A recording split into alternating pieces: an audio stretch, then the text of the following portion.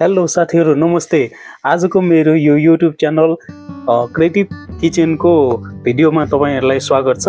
आज हामी कसरी चिकन लेग पिसलाई चाहिँ मिठो र छिटो छरितो तरिकाले मिठो गरी पकाउने भन्ने बारेमा सिक्ने छौं। र त्यसको लागि चाहिने सामानहरु यो धनिया सिर भयो, जीरा पाउडर भयो, अलिकति दालचिनी अनि स्वाद अनुसारको नुन, तपाईहरुले कस्तो टेस्ट गर्नुहुन्छ त्यो अनुसारको नुन, यो भयो हाम्रो लसुन चाहिँ 5 पिस अनि एउटा प्याज, 2टा टमाटर अनि 3टा जति क्याप्सिकम रेड अनि अलिकति पिरो नभएको चिल्ली चाहिँ 2टा हरियो चिल्ली। अनि यो चाहिँ मैले अलरेडी अलिकति सफा गरेर राखिसकेको छु। यसलाई रौँसौँ सबै निकालेर मैले चिकनलाई चाहिँ अलिकति पोलेर यसलाई चाहिँ रेडी गरेर राखेको छु। अब यसलाई हामी यसरी अब पिस अलिकति रेसा गरेर काट्नु पर्छ। यसरी काट्यो भने चाहिँ हामीले पकाउँदा चाहिँ यसमा चाहिँ मजाले मसला भित्रसम्म जान्छ र खाँदा एकदमै स्वादिलो र टेस्टी बन्ने छ यो। त्यही भएर यो हरेक पिसमा हाम्रो जतिवटा पिस छ त्यो सबै पिसमा अलिकति यसरी रेसा बनाउनु पर्छ। रेसा बनाइसकेपछि प्याजलाई यस्तो तरिकाले काट्नु पर्छ, जुन चाहिँ एकदम मसिनो हुनु हुँदैन, अलिअलि ठुलो पिस नै हुनुपर्छ। किनकि ओर्नोमा चाहिँ ओर्नो भन्छ, यहाँ चाहिँ ओभन र ओर्नो एउटै हो। जस्तै ग्रिल गर्छ त्यस्तै अब ओभनमा राख्दा चाहिँ यो चाहिँ गल्छ। त्यही भएर चाहिँ यसलाई एकदम सानो मसिनो तरिकाले चाहिँ काट्नु पर्दैन। यसरी ठुलो पिसले काट्नु होला। र त्यसपछि यता हाम्रो ट्रे छ, ट्रेमा यसरी छरेर खोलेर राख्ने प्याजलाई। अनि टमाटर पनि यसरी ठुलो पिस नै काट्नु होला। सानो पिस काट्यो भने चाहिँ यो पनि गल्छ छिटै। त्यही भएर ठुलो पिस काट्दा चाहिँ राम्रै हुन्छ। ओभनमा चाहिँ अलिकति गल्ने भएकोले एकदम मसिनो गरी काट्नु जरुरी छैन। किनकि यसलाई हामी पछि सस बनाउँछौँ। यसरी काटिसकेपछि यसरी माथिबाट चिकनलाई घोप्टाएर राख्यो अनि त्यसपछि प्याज राख्ने। प्याज राखिसकेपछि यसरी टमाटर हाल्ने। टमाटर हालिसकेपछि यसरी हामीसँग भएको यो नुन भयो अनि धनियाको सिस भयो अनि जिरा भयो र दालचिनीलाई यसरी मजाले माथिबाट सबैतिर पुग्ने गरी यसरी मजाले छर्ने। यसरी मजाले छरेपछि अलिकति हामीले हातले यसरी चलाइदिएको हुन्छ।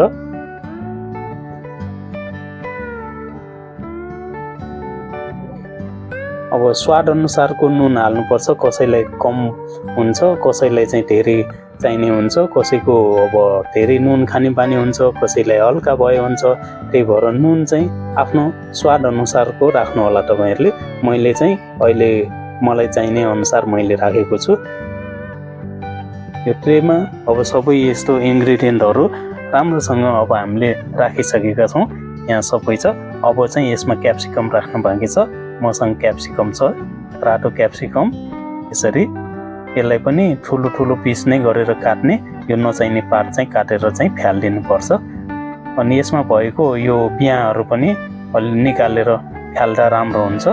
किनकि पछि सस बनाउँदा यसले चाहिँ अलिकति डिस्टर्बिङ गर्न सक्छ। त्यही भएर यसलाई पनि यसरी ठुलो गरेर काटेर माथिबाट यसरी मजाले छर्दिने। अब पाला आयो यो ग्रीन चिल्ली। यो चाहिँ एकदम पिरो खालको होइन, यो ठुलो खालको हो। ठुलो खालको त्यति पिरो नभएको मैले चुज गरेको छु। तपाईहरुलाई पिरो मन पर्छ भने तपाईहरुले पिरो खालको पनि राख्न सक्नुहुन्छ। अब मैले चाहिँ किनकि यहाँ बच्चाहरु छ, त्यही भएर बच्चाहरुलाई पनि खुवाउनु पर्ने भएकोले चाहिँ मैले चाहिँ एकदम पिरो नभएको खुर्सानी मैले चुज गरेको छु। यो चाहिँ त्यही भएर 2टा मात्रै छानेको छु, किनकि यसले पिरो गर्दैन। त्यही भएर पिरो नभएको मैले छानेको छु। हजुरहरुलाई पिरो चाहिन्छ भने पिरो गरेर बनाउन पनि सक्नुहुन्छ। यसरी मजाले सबै चीज भइसक्यो। अब यसमा हाम्रो अलिकति पानी राख्नु बाँकी छ। मैले अघि पानी चाहिँ राख्नु बिर्सेछु। अलिकति पानी हाफ लिटर भन्दा पनि अलिकति कम भएको मसँग यहाँ ग्लास छ। ग्लासबाट यसरी मजाले पानी सबैतिरबाट छर्ने, यसले गर्दा नुन छरेको चाहिँ नुन सबैतिर तलबाट सबै चिकनहरुमा पुग्न जान्छ। अब हामीले पानी पनि राखिसक्यौं। अब हाम्रो यो ट्रे चाहिँ रेडी भएको छ। यस्तो ग्लासले मैले चाहिँ यो चाहिँ आधी ग्लास हैन 1 ग्लासै राखेको छु, तर यो हाफ लिटर भन्दा कमै छ अलिकति। अब यो हाम्रो रेडी भइसकेको छ। अब यसलाई ओभनमा राख्ने। ओभनमा राखेको अब ओभनमा यसलाई चाहिँ 210 डिग्रीको तापक्रममा राखेको छु मैले। 210 डिग्रीको तापक्रममा यसलाई मजाले यसरी तातो ओर्नोमा ओभनमा यसरी राखेपछि यसलाई चाहिँ लगभग अब 25 मिनेट्स। साथीहरु यो 20 मिनेट जति भइसकेको छ। हाम्रो यस्तो भएको छ चिकन मजाले पाक्दैछ। अब यसलाई चाहिँ हामी पापेल के भन्छ हट पेपरले ताक्ने छौं।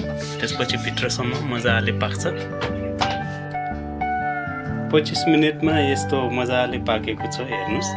अब यसलाई चाहिँ हामी माथिबाट हट पेपरले ढाकेर अब 5 मिनेट जति राखेपछि यो रेडी हुन्छ। अब चाहिँ यसलाई मजाले यसरी हट पेपरले ढाक्ने। अनि यस्तो गरेपछि यो चाहिँ अब भित्र कतै नपाकेको हुन सक्छ।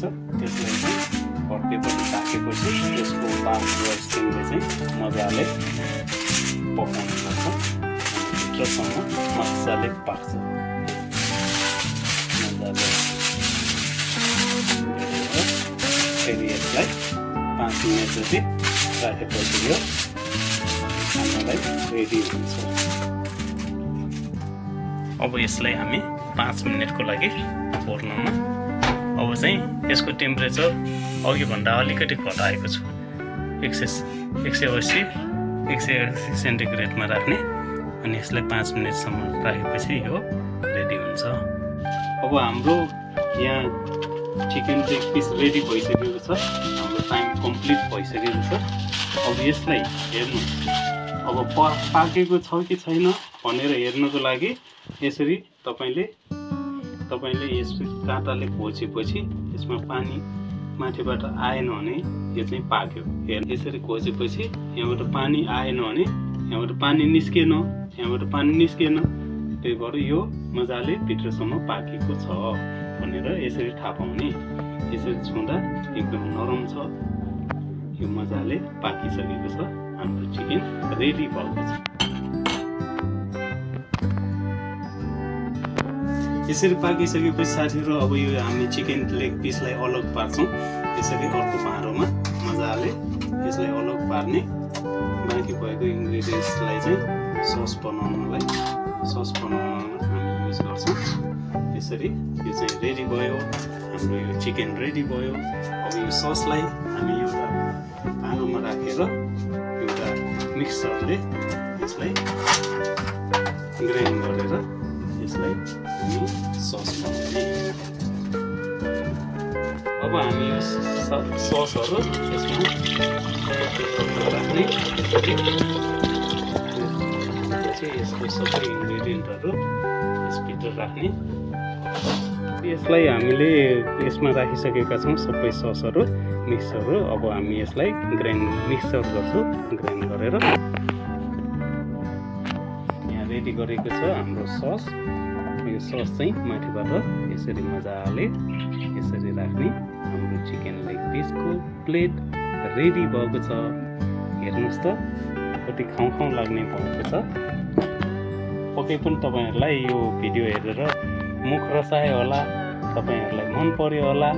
यस्तै खाना परिकारहरु म पकाउने रेसिपीहरु तपाईहरुमा ल्याउँदै गरौँला।